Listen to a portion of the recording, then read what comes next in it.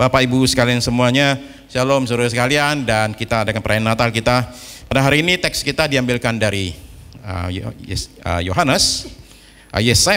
Yesaya pasal yang ke-9 ayat 1. Yesaya pasal 9 ayat 1. Yesaya 9 ayat 1. Bangsa yang berjalan di dalam kegelapan telah melihat terang yang besar. Mereka yang diam di negeri kekelaman, atasnya terang telah bersinar. Di negara Austria itu ada satu kota paling kecil di seluruh negara, namanya Rathenburg. Rathenburg ini makin lama makin kecil. Penduduknya dulu sekian ribu orang, lama-lama menyusut. Tinggal hanya tahun 2005 ini berita muncul, hanya tinggal 440 orang. Begitu kecilnya. Penduduk pergi terus. Tahu nggak kenapa penduduk pergi terus? Simpel sekali, kegelapan, ya, gelap. Jadi kampung ini setiap bulan November sampai bulan Februari itu tidak dapat secuil pun sinar matahari. Penyebabnya karena di belakang mereka itu ada satu gunung namanya Rat. Nah ini gunung ini menghalangi mataharinya datang. Jadi kalau sudah musim dingin itu gelap semua, nggak ada lampu. Ada lampu, tapi yang namanya lampu listrik tetap beda dengan yang namanya sinar matahari, saudara sekalian. Ya, sebuah perusahaan Austria memutuskan untuk melakukan sesuatu, mengusulkan supaya dipasang kaca cermin di atas gunung, sehingga dari situ itu kemudian dipancarkan sinar matahari. Tahu nggak biayanya berapa pasang cermin itu? 35 miliar, ya, $2,5 juta, ya, ditanggung oleh Uni Eropa. Nah, kejadian yang sama terjadi di satu kota di Norwegia bernama Rjukan. Rjukan itu bahkan 5 bulan itu tidak ada sinar sama sekali. Jadi akhirnya mereka pasang cermin raksasa di atas gunung, sehingga paling tidak mereka itu dapat secuil saja matahari. Enggak banyak loh, bukan dulu satu kota gitu, enggak, cuma secuil itu saja. Dan buat mereka itu sangat amat luar biasa sekali. Akhirnya kita enggak gelap sama sekali. 2000 tahun yang lalu, yang gelap bukan satu kampung, yang gelap bukan satu kota, yang gelap itu satu bangsa, yaitu Israel. Ya. Bangsa yang berjalan dalam kegelapan, mereka yang diam di negeri kekelaman. Selama 500 tahun lebih, Israel itu kehilangan negara mereka, kehilangan kemerdekaan, kemudian ditawan, dibuang ke Babilonia, dijajahnya itu gonta-ganti. Masuknya itu dari yang namanya Assyria. Assyria pergi, penjajahnya ganti Babilonia. Babilonia pergi, ganti yang namanya Yunani. Demikian ganti terus-menerus, terakhir adalah kerajaan Romawi. Nah, selama mereka dijajah itu, mereka itu hidupnya itu susahnya bukan main. Tapi yang membuat ini semua disebut kegelapan bukan karena mereka hilang kemerdekaan, tapi hilang firman Allah. Sebab selama 400 tahun menjelang lahirnya Tuhan Yesus, selama 400 tahun itu ada satu masa itu disebut dengan masa the silence of God, di mana Tuhan itu berdiam, nggak bicara sama sekali. Jadi nggak ada nabi muncul dan berkata demikianlah firman Allah. Allah diam, nggak ngomong sama sekali. Nah, saudara-saudara sekalian, kegelapan yang paling gelap adalah kegelapan rohani, spiritual darkness. Sebab Allah itu sumber terang sejati. Jadi begitu orang putus hubungan dengan Allah sebagai sumber terang sejati, maka dia masuk ke dalam kegelapan sejati. Nah, apa yang ada terjadi dalam kegelapan? Dalam kegelapan selalu ada suatu kuasa kegelapan yang bekerja, yaitu setan atau iblis. Nah, jadi kita mesti pahami ini ketika memandang dunia ini. Ada kekuatan yang tidak kelihatan yang bekerjanya itu dengan giat. Dia bekerja tidak hanya tidak kelihatan, tapi secara tidak langsung memakai kelemahan manusia. Nah, karena tidak kelihatan, kerjanya di belakang layar, tidak langsung, maka seringkali kita tidak bisa melihat di balik semua ini ada sesuatu yang bekerja. Baik bicara soal skala dunia ataupun masing-masing keluarga kita atau pribadi kita. Negara A menyerbu negara B, ya. Jaraknya ribuan kilometer dia serbu. Mati sekian ribu orang, pengungsi jutaan orang. Nah, kita mesti lihat semua ini dan menyadari di balik semua ini yang bikin kacau semua ini itu namanya setan yang bekerja dengan diam-diam. Saya bisa kasih ratusan contoh tentang hal demikian. Nah, apa pekerjaannya si kuasa gelap ini, setan ini nih? Dia lakukan 3 hal: mencuri, membunuh, membinasakan. Apa yang dia curi? Damai sejahtera kita, sukacita kita itu dirampas. Apa yang dia bunuh? Kemanusiaan kita, potensi kita dibunuh semua. Apa yang dia binasakan? Terakhir adalah jiwa kita, hidup kita berakhir di neraka. Nah, di tengah-tengah kegelapan ini yang melanda Israel 2000 tahun yang lalu, katanya ada terang yang muncul menghalau kegelapan. Bangsa yang berjalan dalam kegelapan telah melihat terang yang besar. Mereka yang diam di negeri kekelaman, atasnya terang telah bersinar. Seperti apa terang itu yang bersinar ini, yang mengusir kegelapan ini? Wujudnya itu di ayat 5. Sebab seorang anak telah lahir untuk kita, seorang putra telah diberikan untuk kita, lambang pemerintahan ada di atas bahunya, dan namanya disebutkan orang, penasihat ajaib, Allah yang perkasa, Bapa yang kekal, Raja damai. Mestinya adalah terjemahannya mestinya ada komanya di antara kata penasihat dan ajaib. Jadi mestinya penasehat, koma, ajaib. Allah yang perkasa, Bapa yang kekal, Raja damai. Lalu ditunjukkan begini ayat 6. Besar kekuasaannya dan damai sejahtera tidak akan berkesudahan di atas tahta Daud dan di dalam kerajaannya. Nah, jadi tidak ada keraguan lagi bahwa yang dimaksud oleh ayat ini, terang yang dimaksud adalah Yesus Kristus yang berkata, akulah terang dunia. Di depan masih ada, paling tidak masih ada 7 kursi kosong, silakan diisi Pak, ya, sama Ibu, ya. Nah, saudara sekalian, tidak ada ceritanya kegelapan itu mengalahkan terang, nggak ada. Kegelapan itu selalu menyingkir ketika terang datang.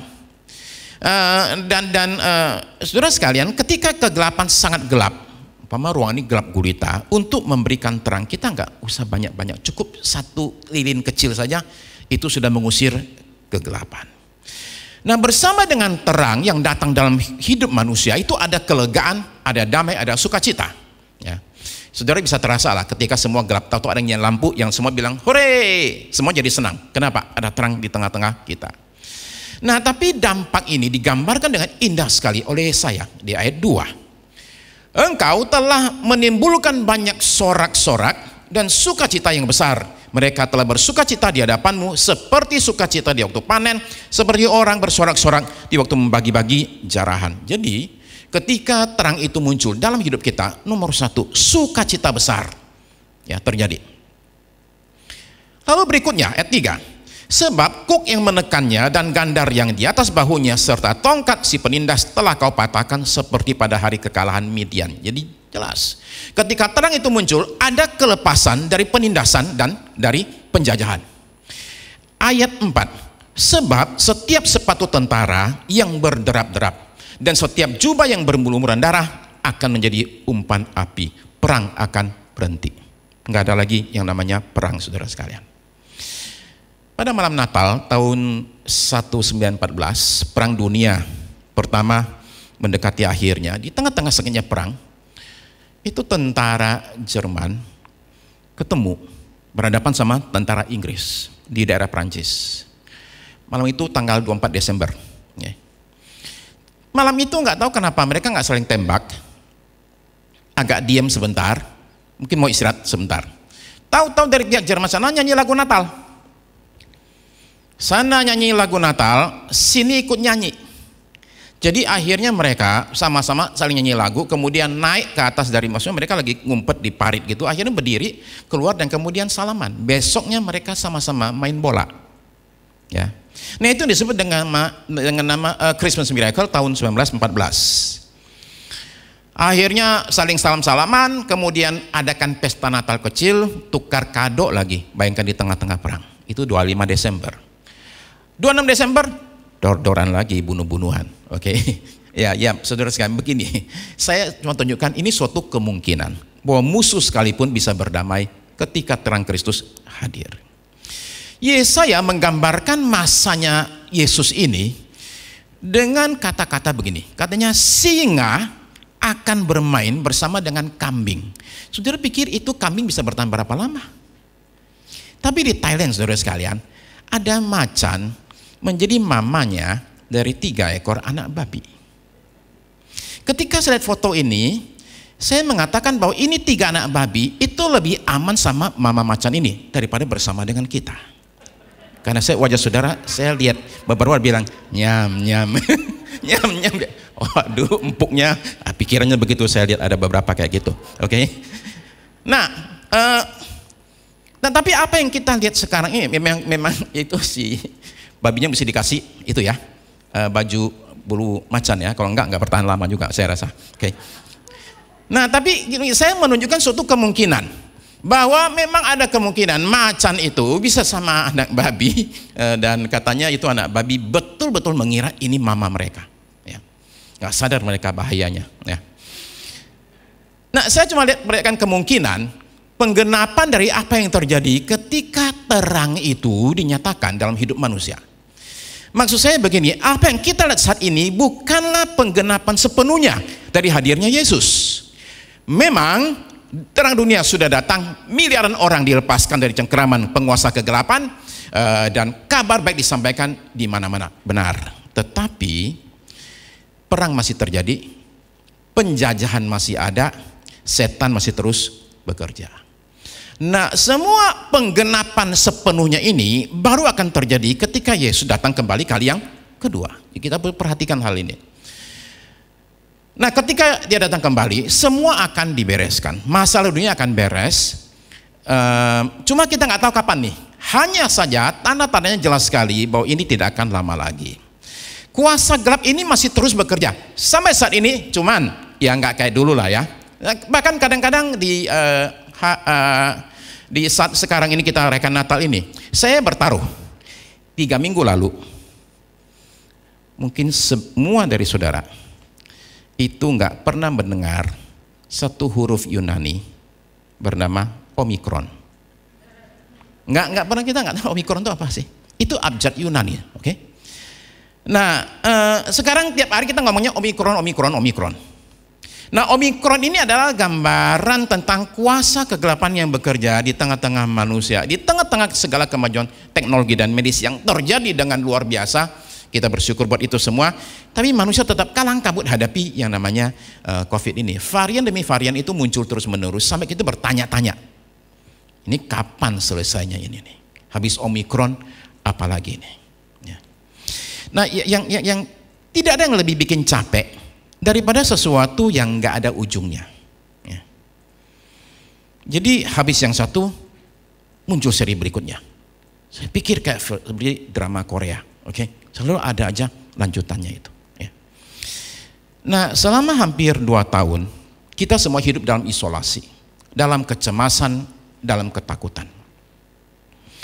Kegelapan itu menutupi muka bumi. Dari Amerika sampai Afrika, dari yang namanya Washington sampai kepada yang namanya Zambia, saudara, Zimbabwe. Siapa yang bisa menjamin habis Omikron tidak ada yang berikutnya? Nah, negara-negara tertentu seperti Australia itu menunda pembukaan negara mereka untuk kunjungan orang asing. Kalau saudara mau tahu, bahkan warga negara saja tidak boleh pulang ke Australia. Ya, warga negara aja nggak boleh. Afrika Selatan sekarang menyesal kenapa mereka kasih tahu dunia bahwa ada varian baru. Sebab gara-gara itu di mana-mana semua orang mengatakan orang Afrika Selatan nggak boleh datang, dikucilkan. Mereka bilang nyesel kemarin kenapa kasih tahu. Perubahan cuaca semakin hebat, polusi semakin berat. Ya. Genderang perang sedang ditabuh, nggak jauh-jauh dari kita. Kita pikir agak tenang sedikit, Afghanistan sudah nggak ada. Tapi saudara sekalian, semua peralatan perang dan tentara yang ada di Timur Tengah itu sedang ditarik kemana? Ke Asia Timur. Ya, genderang perangnya lagi ditabuh, saudara sekalian. Ya, ada negara tertentu yang kalau nggak perang kayaknya gatal tangannya. Ya, industri nggak berjalan soalnya. Jadi mesti ada perang terus menerus, saudara sekalian. Di Amerika Serikat sendiri, kekerasan dan kejahatan itu sekarang dalam skala yang susah untuk dibayangkan. Ya, penembakan itu, saudara-saudara di jalan melototin orang aja bisa berakhir dengan tembak-tembakan. Ya, orang nggak tahu apa-apa, tahu-tahu di jalan ditembak. Ya, smash and grab itu istilah sekarang di daerah California. Sekali datang rampoknya itu 80 orang menyerbu toko Nordstrom. Jadi mereka datang smash, maksudnya kaca dipecahkan terus ambil 80 orang. Ya. Lalu kemudian di toko LV di San Francisco 14 orang datang, hantam kacanya, ambil tas mahal semua, dibawa kabur. Ini terjadi di berbagai toko demi toko demi toko demi toko demi toko. Karena kebijakan di daerah itu mengatakan kalau orang hanya datang ke toko ambil barang tidak boleh ditangkap. Ya, itu untuk daerah California. Jadi kegelapan terjadi bahkan sampai saat ini sekalipun tidak seperti yang dulu. Termasuk waktu Natal, di San Rafael, itu kota di California. Ada orang tukar kado Natal, buka kan? Nggak suka. Yang itu bilang gini, lu kok hadiahnya kayak gitu? Sekarang juga bilang, lu punya juga jelek. Akhirnya pukul-pukulan, terakhir dua-duanya masuk rumah sakit. Ya. Brandy Mason dikasih hadiah sama mantan ibu mertua, kasih hadiah Natal. Dia buka, dia bilang ini menghina saya. Dia ke rumah mantan ibu mertua dan bakar rumahnya gara-gara hadiah Natal kurang berkenan. Oke, kegelapan itu ada dalam hati manusia, saudara sekalian, tidak hanya di luar sana. Nah, Yesus berkata demikian di Markus pasal 7 ayat yang ke-10. Ayat 20. Katanya lagi, apa yang keluar dari seorang itulah yang menajiskannya. Jadi yang bikin najis, bikin hidup kita bermasalah tidak selalu dari luar ke dalam, tapi dari dalam keluar. Sebab dari dalam, dari hati orang timbul segala pikiran jahat, percabulan, pencurian, pembunuhan, perzinahan, keserakahan, kejahatan, kelicikan, hawa nafsu, iri hati, hujat, kesombongan, kebebalan. Semua hal jahat ini timbul dari dalam dan menajiskan orang. Jadi problem kita ada di mana? Bukan di luar sana, tapi dalam sini. Jadi yang perlu dibereskan, saudara sekalian, jangan sampai kita bermimpi untuk mengubahkan dunia sebelum kita mengubahkan diri kita dulu. Jadi kegelapan di luar sana boleh banyak sekali, tapi yang perlu kita perhatikan kegelapan yang ada dalam diri kita. Maka Natal ini, saudara sekalian, mari kita perhatikan diri kita dan izinkan suatu kuasa bekerja membawa sinar terang di dalam diri kita. Saya ajak kita lakukan dua hal. Nomor satu, jadikan Yesus sebagai Tuhan atas hidupmu. Saya bukan sedang bicara soal percaya kepada Yesus. Saudara semua percaya kepada Yesus. Saya mengatakan jadikanlah Yesus sebagai Tuhan. Itu dua hal yang berbeda. Jadi ini lebih dari sekedar percaya. Ini bicara tentang hidup yang berserah total kepada Yesus. Coba kita baca Roma 14 ayat 8 sampai 9. Sebab jika kita hidup untuk Tuhan. Dan jika kita mati untuk Tuhan. Ini namanya totalitas. Saya hidup untuk Yesus, saya mati untuk Yesus. Jadi baik hidup atau mati, kita adalah milik Tuhan. Ayat 9. Sebab untuk itulah Kristus telah mati dan hidup kembali, supaya ia menjadi Tuhan, baik atas orang-orang mati maupun atas orang-orang hidup. Jadi Yesus itu mesti menjadi Tuhan dalam hidup saudara dan saya. Konkretnya begini, bukan hanya berkata Tuhan, Tuhan, tapi tindakanmu. Apakah saudara sudah jadikan Yesus sebagai penguasa hidupmu? Apakah saudara menerima dan mentaati perintahnya dari awal sampai kepada akhir? Apakah saudara menyerahkan kendali hidupmu kepada Yesus dan mengatakan, Tuhan ini hidup saya, silakan diambil semuanya? Saudara lakukan itu apa enggak? Apakah saudara menyerahkan semua cita-citamu kepada Yesus? Apakah saudara menyerahkan semua harta milikmu kepada Yesus dan berkata, Tuhan ini harta saya, silakan ambil? Pernahkah saudara mendoakan bisnis saudara atau pekerjaan saudara dan berkata, Tuhan ini semua milik Tuhan? Nah, ini yang namanya menjadikan Yesus sebagai Tuhan. Jadi saya pikir kadang-kadang kita terlalu gampang mengatakan, ya, Tuhan Yesus, itu kata-kata itu mengandung satu konsekuensi yang berat sekali. Maka sebagian orang sadar, saudara-saudara sekalian, justru takut jadikan Yesus sebagai Tuhan atas hidup kita. Ya. Yesus cukup di gereja kalau hari Minggu. Hari Senin sampai Sabtu dia jangan dilibatkan. Oke. Akibatnya kuasa Tuhan tidak bekerja dengan cukup dalam hidup kita. Yang kedua, saudara sekalian, dari waktu ke waktu, saudara sekalian, dengarkan suara Tuhan bicara kepada kita. Ya. Minggu lalu, kalau saudara masih ingat, ya, mudah-mudahan, saya bicara soal hidup yang jangan disia-siakan, bahwa kita itu mesti periksa hidup kita dari waktu ke waktu. Saudara dan saya mesti membukakan diri untuk suara Tuhan itu masuk dalam hidup kita. Ya, kalau enggak, terangnya enggak ada. Nah, gimana caranya? Nomor satu, Tuhan itu bicara melalui pertama-tama melalui firman Tuhan. Ketika membaca Alkitab, atau sedang dengar khotbah sekarang ini, mungkin muncul pikiran begini, ini cocok sekali buat istri saya. Ada enggak ya kayak gitu? Ini cocok sekali buat suami saya, mudah-mudahan dia sadar. Dan kalau dia nggak sadar, sayang sekali, gara-gara social distancing saya nggak bisa nyikut dia. Kalau dulu sebelum pandemi saya bisa. Oke, dengar tuh. Ini cocok buat mertua saya, mantu saya, buat teman saya, tetangga saya. Nggak pernah kita bilang ini cocok buat saya. Kecuali hari Jumat kemarin, Selasa kemarin, oke? Saya bicara Instagram. Dan satu orang ketik begini,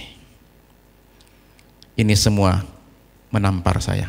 Itu komennya, ini semua menampar saya. Saya bicara tentang bengkok, bahwa semua orang itu bengkok, nggak ada yang lurus.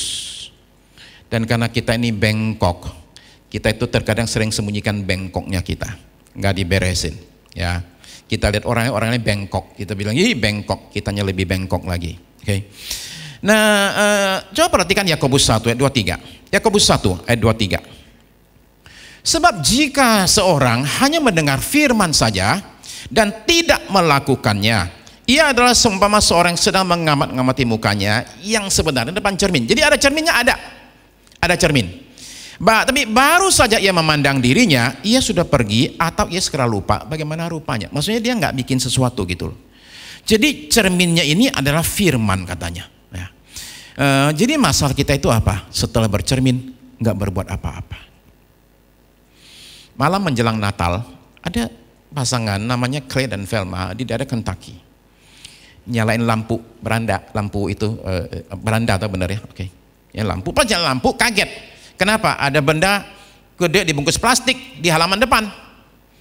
Jadi mereka putuskan ini apa? Mereka buka, ya ampun. Itu adalah kursi rotan mereka yang dicolong 18 tahun yang lalu. Kursi balik lagi nih, ada catatannya.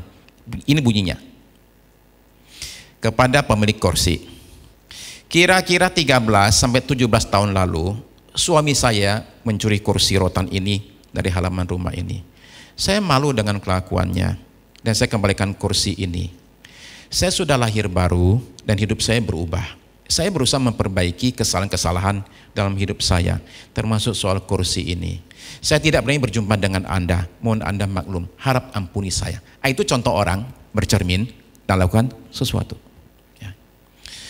Nah, jadi saudara-saudara sekalian, ketika dengar firman, saya mestinya mengatakan bahwa ini untuk saya.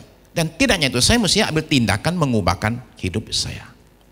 Nomor 2, ada yang namanya suara roh, saudara sekalian. Mazmur 139.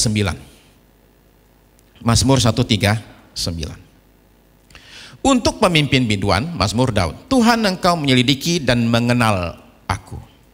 Engkau mengetahui kalau aku duduk atau berdiri. Engkau mengerti pikiranku dari jauh. Kalau saudara suka nyanyi, saudara akan tahu ada satu lagu yang dibuat dengan memakai ayat-ayat ini. 3. Engkau memeriksa aku kalau aku berjalan dan berbaring. Segala jalanku kau maklumi. Sebab sebelum lidahku mengeluarkan perkataan, sungguhnya semuanya telah kau ketahui Tuhan. Ini bicara soal kemahatauan Tuhan. Ya. Semua yang ada dalam diri saya, sebelum saya ngomong pun, Tuhan itu sudah tahu. Yang ada di pikiran saya semua, Tuhan tahu semuanya. Lalu karena Tuhan tahu semuanya, apa yang harus saya perbuat? Dia akhiri mazmurnya dengan kata-kata ini yang harusnya kita ulang terus menerus. Ayat 23 sampai 24. Selidikilah aku, ya Allah, dan kenallah hatiku. Ujilah aku dan kenallah pikiran-pikiranku. Lihatlah apakah jalanku serong dan tuntunlah aku di jalan yang kekal. Saudara perlu ambil waktu, ya, kapan-kapan, pagi-pagi sekali bagus, atau malam-malam, atau ketika lagi libur akhir tahun. Okay. Ambil waktu sebentar, saya usul, dan duduk, jangan ngapa-ngapain. Okay. Kemudian saudara berdoa begini, Tuhan, tunjukkan dalam diri saya apa yang harus saya ubah. Apa yang harus saya buang dari hidup saya. Kalau saudara selama ini komplain, doa saya nggak pernah dijawab Tuhan, saya jamin saudara akan dapat jawabannya. Doa macam begini. Tanya sama dia, apa yang harus saya buang? Jadi saudara mesti membuka diri saudara, izinkan diri saudara untuk terima dari Tuhan. Dalam bentuk suaranya yang akan bekerja, akan menuntun kita saudara sekalian. Ya. Itu yang kedua. Okay.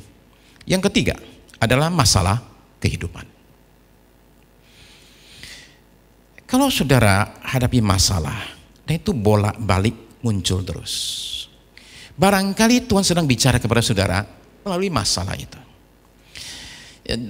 Jadi terkadang itu masalah muncul sebagai peringatan Tuhan untuk kita. Dan kalau kita nggak peka ya bolak-balik kena masalah yang sama lagi. Ya. Jadi Tuhan itu terkadang minta perhatian kita melalui masalah kita dan mengatakan ada yang perlu diberesin. Saudara mesti peka. Okay. Nomor 4, kritik atau omongan orang lain. Nah, terkadang orang yang mengkritik kita adalah alat Tuhan yang sedang mencegah kita dari kejatuhan. Ketika Raja Daud jatuh dalam dosa, ya, dia hamili istri orang dan bunuh suaminya. Nathan itu diutus Tuhan untuk menegur dia dengan kerasnya, bukan main. Nah itu ketika diomongin itu, si raja itu bisa saja mengatakan kurang ajar sama raja seperti itu. Saya bunuh kamu bisa aja. Tapi dia mengatakan, oke ini suara Tuhan, saya bertobat. Yeroboam raja baru saja mau pecahkan kerajaan, dia bangun satu kerajaan baru namanya Israel. Kemudian dia bikin satu tempat penyembahan, otomatis mesti ada tempat kebaktian.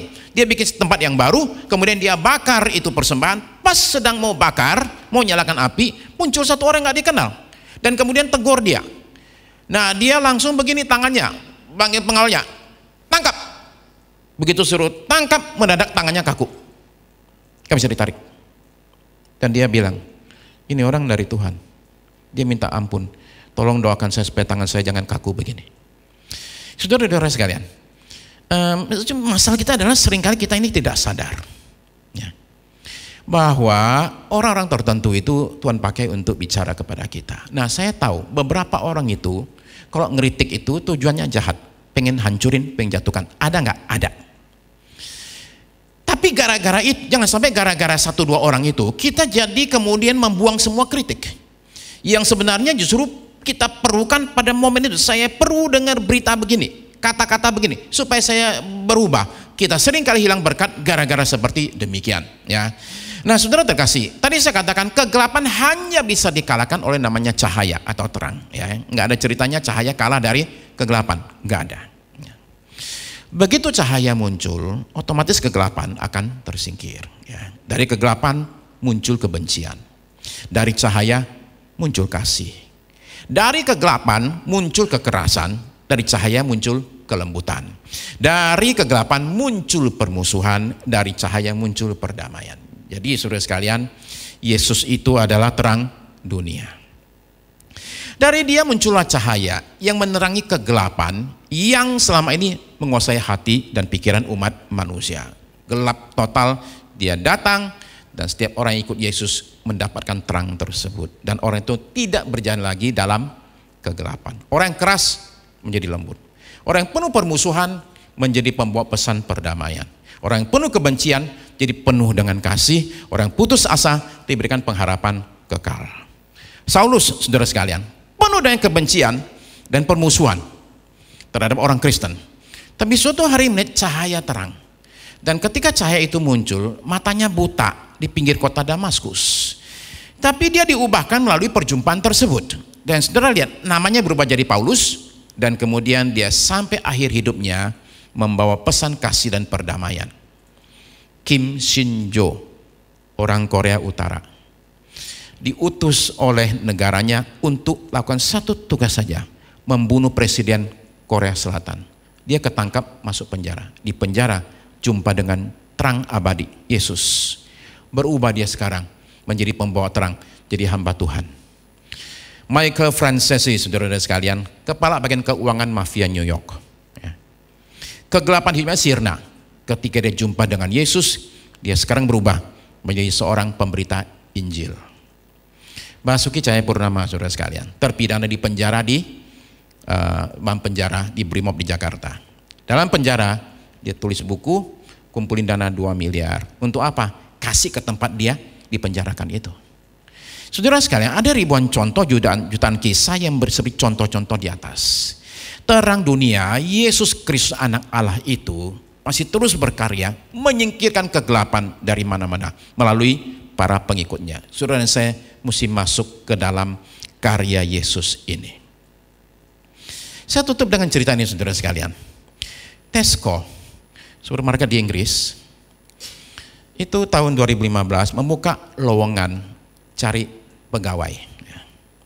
Saudara tahu nggak itu lowongan untuk pekerjaan apa? Mereka mencari satu orang, istilahnya itu saya sebutkan perapih kabel. Okay. Jadi itu Christmas light untangler. Orang yang kerjanya itu begini rupanya. Saya sebutin deskripsi kerjaannya ya, agak membingungkan. Kata Tesco di iklan mereka, posisi baru ini akan memberikan Anda kesempatan untuk menunjukkan bahwa setiap bantuan kecil sangat berguna. Dengan memberikan layanan toko yang unik, dengan pendekatan yang ramah, fleksibel, dan membuat perubahan sejati kepada hal kecil yang penting bagi pelanggan di Natal ini. Kita nggak ngerti. Akhirnya ada muncul tulisannya, Anda diharapkan kerjanya itu beresin kabel orang yang tahu nggak udah ruwet gitu loh. Pernah ada kan kayak gitu, oke? Orang Inggris itu nggak suka ngurusin kayak gitu, buang waktu. Jadi mereka ke toko, tolong dong beresin dong. Nah, jadi Tesco bilang kita cari tenaga yang bisa kerjaan cuma ngerapiin kabelnya orang aja, ya. Dan syaratnya itu apa? 3 meter dalam 3 menit sudah mesti beres, ya. Yang datang ngelamar itu ratusan orang. Pengen jadi perapih kabel profesional. Terkadang hidup seperti kabel berantakan. Saling belit, saling kait. Udah nggak ketahuan ujungnya di mana, saudara sekalian. Ya. Dari masalah anak sampai masalah orang tua, dari urusan sekolah sampai soal pekerjaan, dari hal keuangan sampai hal kesehatan, saudara. Terkadang saking ruwetnya kita udah nyerah. Kenapa? Nggak tahu mulai dari mana. Saudara sekalian, dalam keadaan begini, kita ini perlu bantuan dari luar. Kita perlu satu orang yang bisa membereskan semua kabel berantakan dalam diri kita, saudara terkasih. Ya. Melalui kehadirannya di muka bumi, Yesus itu membawa cahaya terang. Tapi tidak hanya di situ. Dia tidak hanya kasih cahaya terang, tapi dia berikan kita jalan keluar untuk berbagai keruwetan dalam hidup saudara dan saya. Umur saya 23 tahun. Ketika saya merasa hidup ini nggak ada artinya. Saya bukan pengen mati ya, saya nggak pernah kepikiran bunuh diri. Saya cuma mengatakan hidup ini nggak ada artinya, nggak ada gunanya. Umur 23 tahun. Ya. Dan Yesus itu mengasihani saya dan mengasihi saya. Sehingga dia utus satu orang yang datang kepada saya dan tunjukkan satu jari kepada saya dari mobil yang mengatakan, orang hidup perlu Tuhan. Itu kata-kata tidak pernah saya lupakan seumur hidup. Yang ngomong sudah meninggal. Ya. Dia bilang orang hidup perlu Tuhan. Satu jari saja, satu kalimat. Hidup saya, saudara sekalian, diubahkan oleh Yesus melalui satu kalimat itu. Ketika dia muncul, kegelapan dalam hidup saya menyingkir. Kenapa saya katakan kegelapan? Karena saudara-saudara kalau tahu apa yang terjadi pada saya ketika saya di Jogja tahun-tahun itu, saya setiap hari itu duduk di pojok, ya, baca buku kata oma saya sambil ketawa sendiri. Ya. Badan saya kurus sekali, tinggal 40 kilo, rambut saya berantakan, dan setiap hari saya muntah-muntah. Setiap malam saya nggak bisa tidur, saya hidup susah sekali. Saya nggak tahu untuk apa hidup ini, dan saya nggak tahu kemana saya mesti pergi. Saya nggak ada harapan, saya nggak ada arti hidup, saya nggak punya juru selamat. Dan Yesus itu dengan kasih yang besar sekali membawa saya tiba di gereja kecil itu dan mengubahkan hidup saya. Terang ketika bersinar membuat hidup kita berubah, saudara-saudara sekalian. Apapun keadaanmu saat ini, Dia sanggup mengubahkan hidup kita. Mari kita berdoa. Bolehkah saya ajak saudara sama-sama bangkit berdiri? Kita akan datang kepada Tuhan pada saat ini. Saudara terkasih, terang Kristus itu nyata atas saudara dan saya. Tersedia buat kita. Yang pada hari ini kita mengatakan, saya buka hati saya, diri saya buat Yesus. Dan Dia akan datang, Dia akan menghilangkan segala kegelapan dalam hidup kita dan segala kekacauan dalam hidup kita.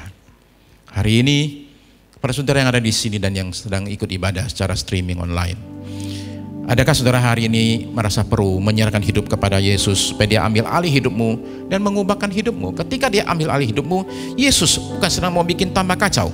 Dia membawa yang namanya keteraturan dalam hidup kita. Dia membawa namanya terang dalam hidup saudara dan saya. Hari ini saudara kasih, dalam perayaan Natal ini, kita ingat akan yang namanya terang dunia. Datang kepada kita sekalian untuk Dia boleh menyatakan karya yang ajaib atas saudara dan saya. Terima kasih Tuhan Yesus. Pada hari ini Tuhan, dalam ibadah ini, kiranya terang-Mu bercahaya atas kami semua, satu persatu, tak satu pun terkecuali, sehingga segala kegelapan yang ada dalam diri kami itu semua disingkirkan satu persatu. Terima kasih Tuhan, terima kasih. Silakan Tuhan bicara kepada kami semua melalui firman-Mu, melalui Roh-Mu yang kudus, melalui Tuhan orang lain yang Tuhan pakai membawa berita kepada kami ya Tuhan. Bahkan mungkin melalui berbagai masalah yang terjadi dalam hidup kami. Tuhan ajar kami peka untuk sadar Tuhan sedang bicara kepada kami. Terima kasih untuk hari ini Tuhan. Terang-Mu bersinar atas kami sekalian.